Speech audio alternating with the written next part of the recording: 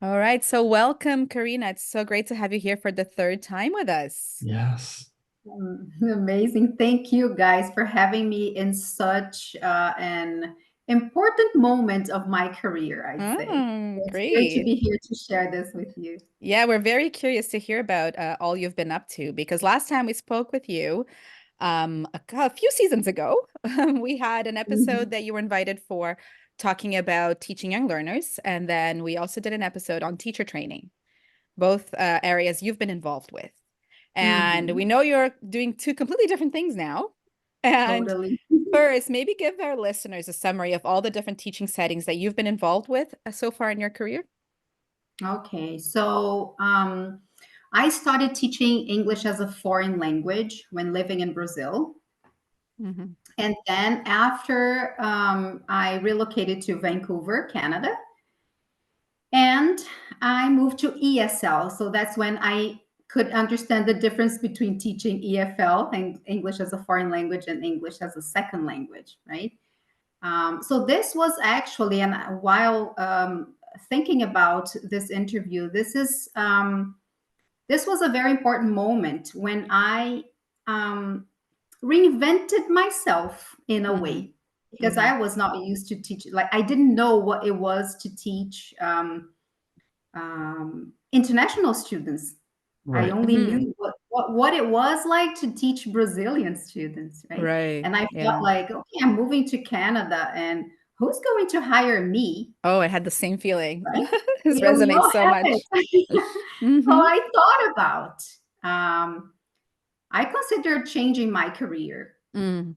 when I arrived in Canada. Like, I'm going to study something different and I'll try Hmm. something different. Hmm. But I stayed and Hmm. reinvented myself as a teacher, and then I moved, progressing with my career. I Hmm. moved to I got involved with teaching young learners, and then being a teacher trainer to Yep. teach teachers to teach young learners, and Hmm. then from that reinvented myself again to become a TESOL trainer to help teachers learn how to teach adults. Hmm. And Amazing. I was so in love with that, so in love with that. This is the beauty And of our industry, isn't it? You can just do so many different things, Karina. exactly. And I wasn't really aware of it until Hmm. now Hmm. when we came up with this, like, what should I talk about? Oh, Hmm. reinventing myself. Like, how many times have I reinvented myself and I'm Yep. not even aware of it? Yep. What does it actually mean, like in a teaching context and an ESL context? What does it mean exactly to reinvent yourself? I mean, we're still teaching, so what are the aspects or the characteristics that we're Hmm. reinventing, so to speak? I'd say things that you have never considered. Hmm. Um, and for example, I teach business English now, and I'm like, Hmm. I have never thought about teaching business English. Right. And Right. up till last year, I was like, I won't teach business English because I'm not familiar with this. I don't really know Right. anything about it. Like, what is business English? So I would never do this. Right. Another thing that I didn't like was like teaching one-on-one class. No, I'm not good Same. at teaching. We have I don't know why we have these beliefs Yeah. The that barriers. limit, Hmm. right? And and now I'm like, oh, so this is in a way reinventing yourself. It's just Hmm. teaching in different environments, teaching a Yeah. different audience, like online, and even online and in person, Hmm. uh, to a totally different audience, because I used to be like the expert in teaching young learners and teaching very young learners, kids who are 3 years old, and now I'm teaching like business English. Who would have thought? Right. Yeah, and it's interesting. We talked about this, Daniel and I, before you came on, about how at the beginning, especially when you're starting out, it seems daunting. You're like, oh, no, no, this is going to be my comfort zone. This is what I do.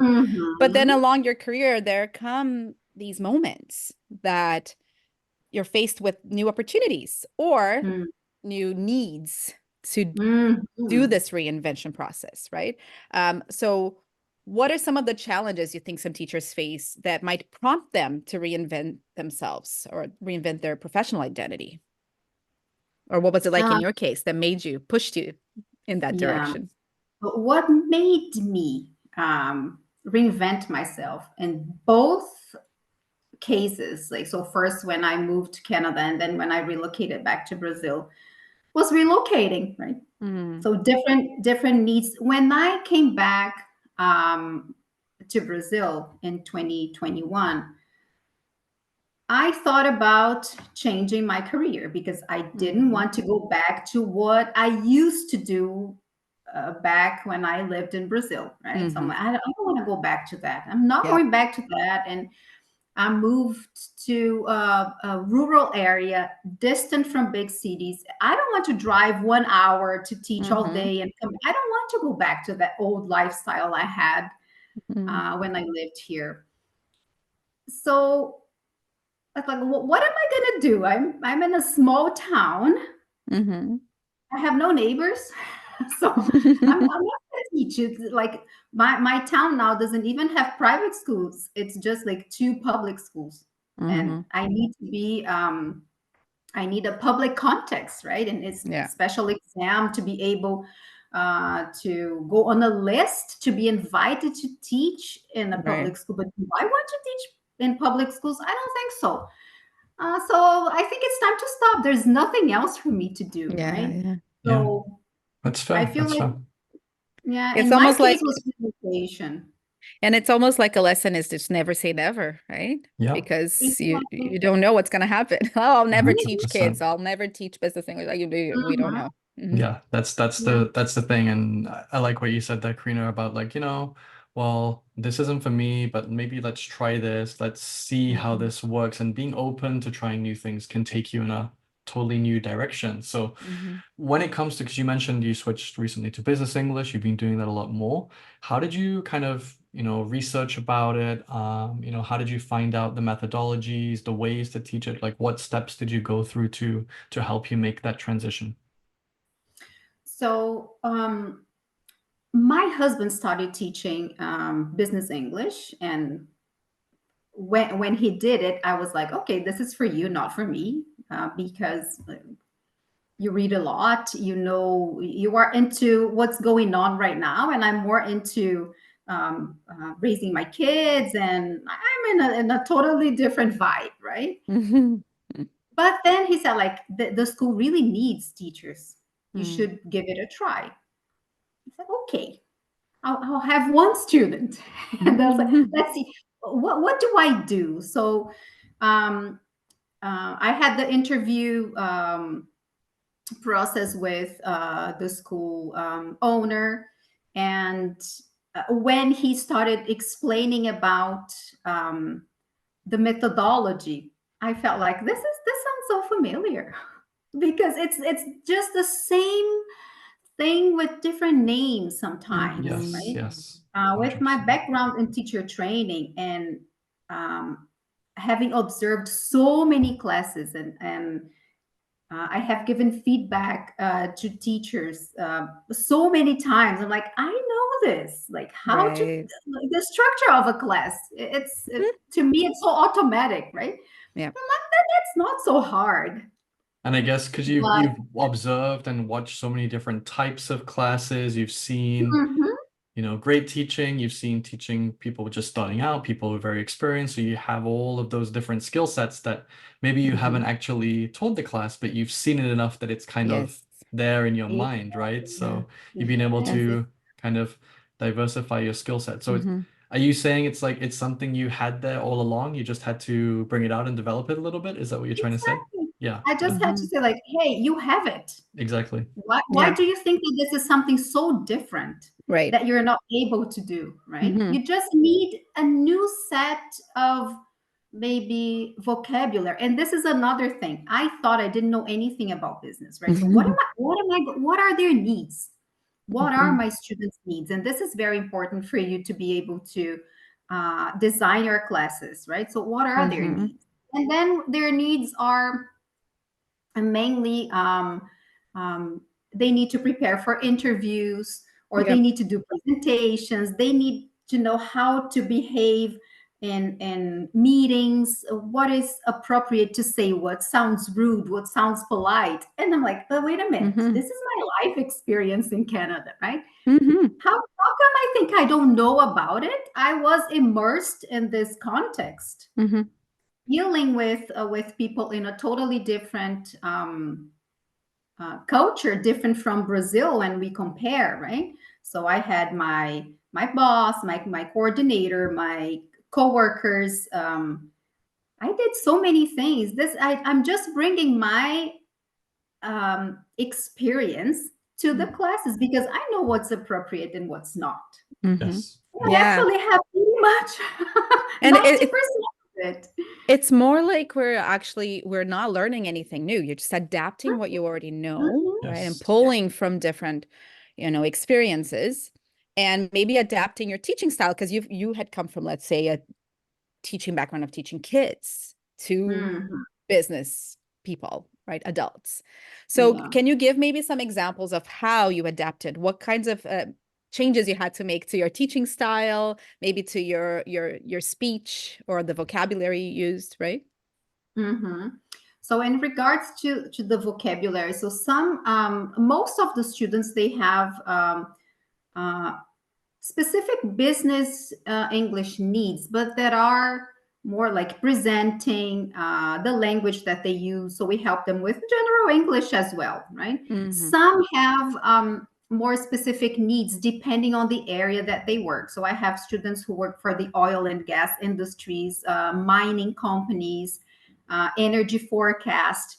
And when they ask me to help them understand about their areas in English, then I have to go and learn. So I look for videos. The other day I was preparing a class about green hydrogen, and I found news from Canada talking about green hydrogen. So very authentic material that I can bring to class, up to date, talking about this green hydrogen plant that they have in Montreal. So I'm like, wow, that's amazing, right? That's really cool. And yeah.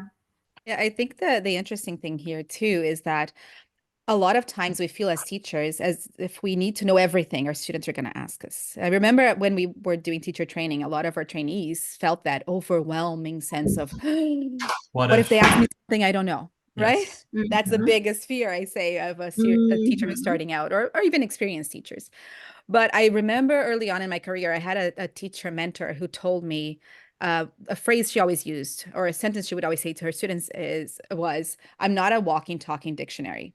And I love that because it's true. Nobody knows all the vocabulary out there, especially these highly specific sets of words.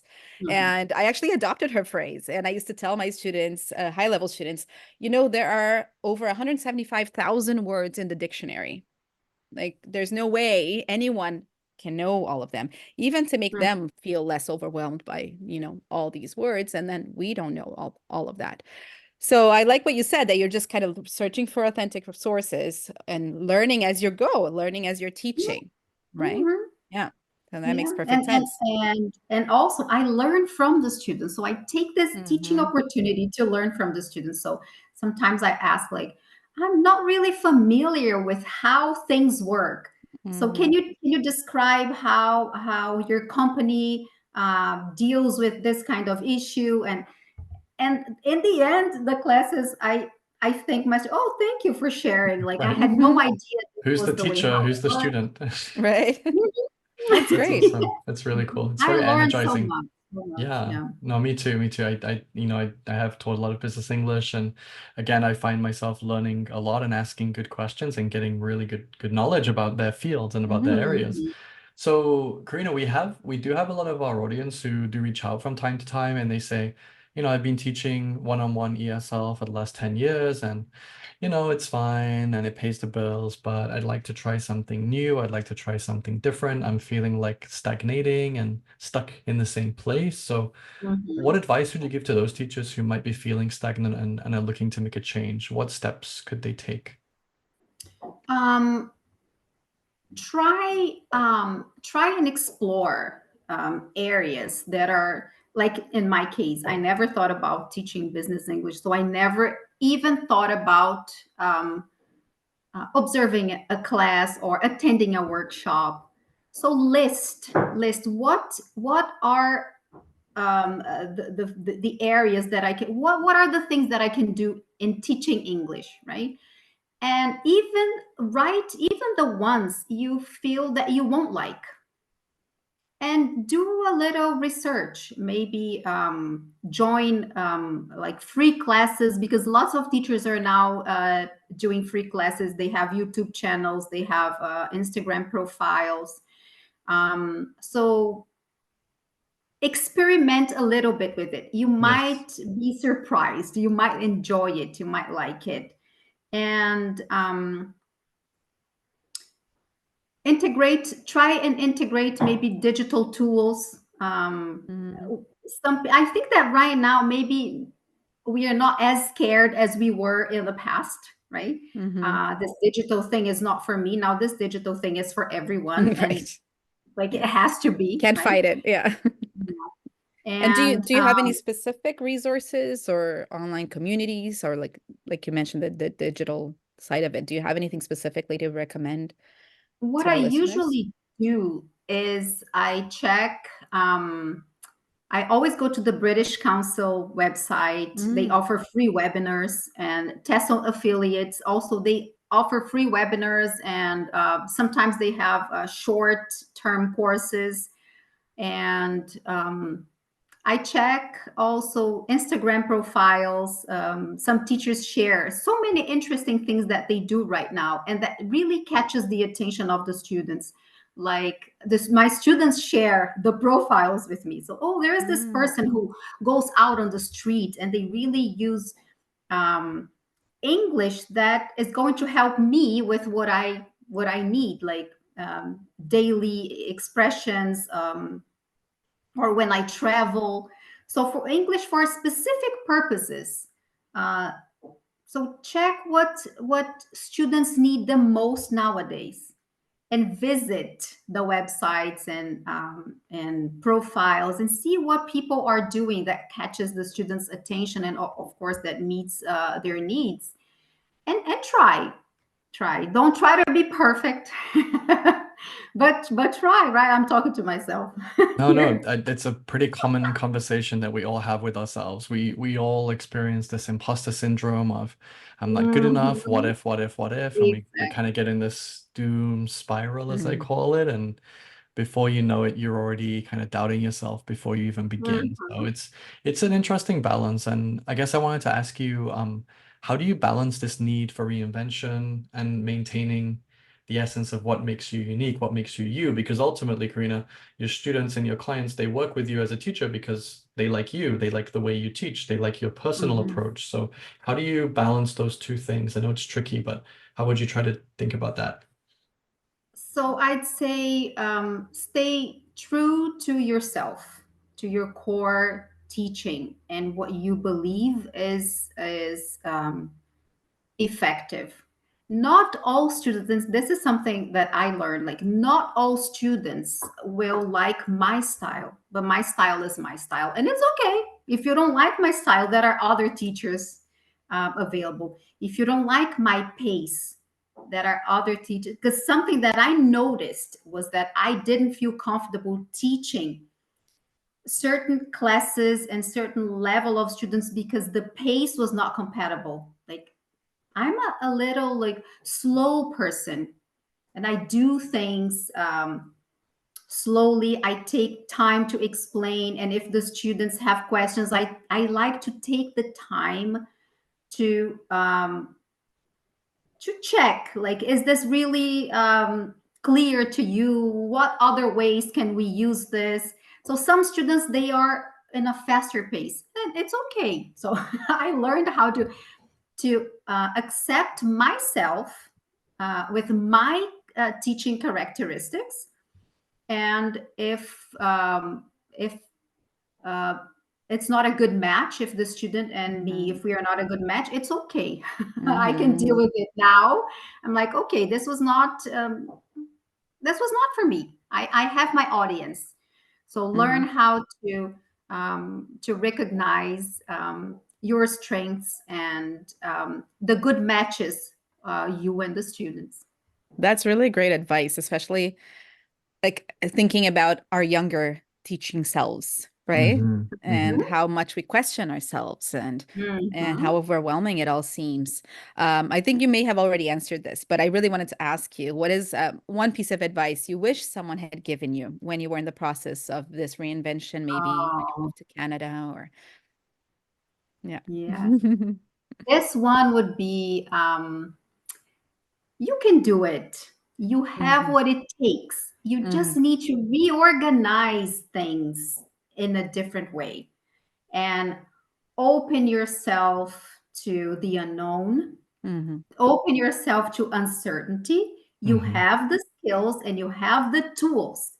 New things will come, but you have what it takes to learn, to adapt, and to implement this Mhm. new you, Mhm. this I love it. new set of whatever comes your way. You know Yeah. what I mean? Yeah. Yeah, I love that. I absolutely. love how this episode has become a pep talk for our Yes, new positive teachers mindset. out there. Yeah. Yes, We we talked a can lot do about it. that too, Daniel and I, about how yeah, we just need to keep ourselves open to new Yes, opportunities, right? yes. And Mhm. believe that you can actually do this. That's And great. you might And just end up yeah, you might and just end even up things finding what you like love.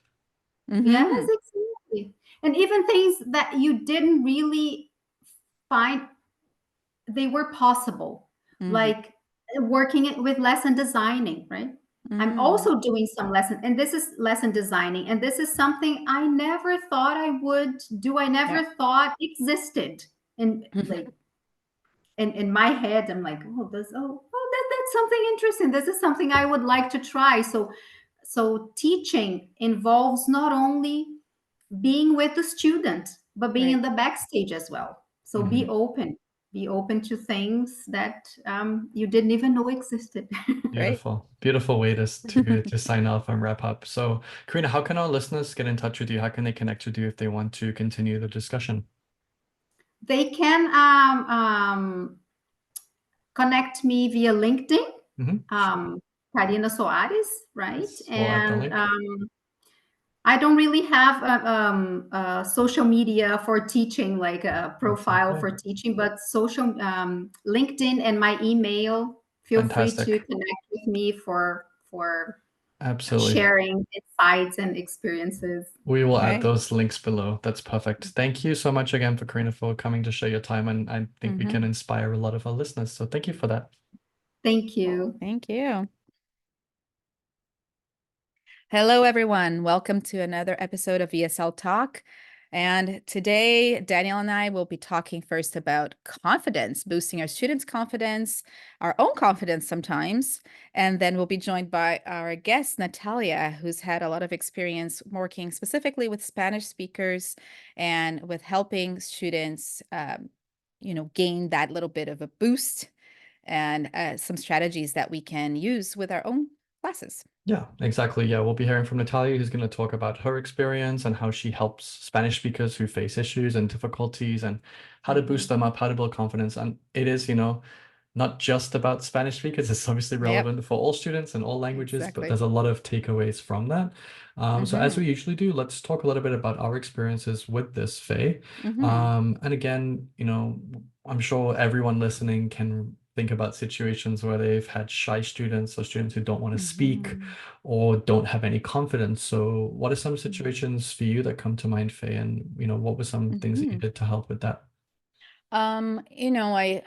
Whenever I think about building confidence, it always brings me back to mostly students taking exams Hmm. or my students, I think three groups that I've worked with that where this was key. It was students taking exams, students preparing to become teachers, so teacher trainees, Hmm. and also business English students. And in those three groups, I find that the thing in common is that the stakes were high, Hmm. right? So exams, obviously, the confidence was key in helping them pass a speaking test, especially speaking, right? And for teacher trainees, especially, I think is a huge thing, because if you don't present yourself as a confident person, and I don't say if you're not confident, but if you don't present yourself as Right, confident, right, right, because right. I always used to tell my trainees, you can fake it till you believe it, Absolutely. Fake it not till you necessarily make it. make it, but believe it. Yes, Yeah. yes, yes. Then your students won't believe it, right? 100%. And then obviously students in business English often they need that confidence to be in meetings and do presentations and so on, right? Would you add anything else to that list of groups where this is really like I think, blatantly obvious? when I was starting out as a teacher, I lacked a lot of confidence myself. So I'm Right. like, how am I going to instill that confidence in my students? Mm-hmm. And I would say a lot of the time it's, which we'll talk about in the interview, it's about building a safe environment where you feel Yeah. comfortable, where your students feel comfortable. Mm-hmm. That's a really good starting point to help them build confidence with their speaking and with their ideas. Mm-hmm. But again, it depends on the context, the type of student that you have, and it's always a good idea to be very, confident yourself in your approach, so you can Yeah. replicate and you can model what you expect from students. But Mm-hmm. again, sometimes we have very young learners or very, inexperienced learners who are new to English, Yeah. low-level students. So we have to work a little bit differently with them. Yeah. So I know you have quite a lot of experience with, newcomers, immigrant groups, people who Mm-hmm. speak little or maybe even no English. Mm-hmm. So how do you help them to boost confidence? Because my experiences have kind of generally been with students who have some English, or they enjoy it, or they're very receptive to it, but that's not always the Mm-hmm. case. So what's been your experience? Yeah, that's an interesting point, because I didn't used to consider myself experienced in those areas. I used to mostly work with high level students Right, as right. well. But now when I look back on my career, mostly when I was training new teachers, are the students that they were practicing with during their practicum were very low level. And the students I currently have are like new arrivals and literacy students. And I feel like what you said before is the main thing in that situation is safety. They need to feel safe, to make mistakes, to sound silly, to be silly, um, you know. And I find that a few things help with that. First of all, creating that personal connection with the students. So finding things in common with them. What really helps me is the fact that I'm also an immigrant. So when I'm working with these newcomers, especially now that I'm working with refugees and recent immigrants, it's just I always tell them right away that I'm not from here, Yeah. which is something that I in the past used to be sort of, I wouldn't say ashamed of, but I used to delay that information because we've talked about imposter syndrome before, Yeah. right? I used to feel like, and again, speaking of confidence, I sometimes lacked that confidence when I moved to Canada because I felt like, well, who am I compared to a native speaking teacher? And that's a Right. topic for another podcast, which we've And covered we've dispelled before. that Yeah, we've dispelled that myth many, many many times. times, But many times. But it's it's natural. It's hard natural, of to course, in a dispel new it from environment. yourself. Of course, Yeah. yeah, yeah. And so creating that connection, that sense of community, and also what I like to do with my students is try to speak their language sometimes. So when I'm teaching the low level students, I ask them for words in their language and I try to say it. And I know I'm doing a terrible job.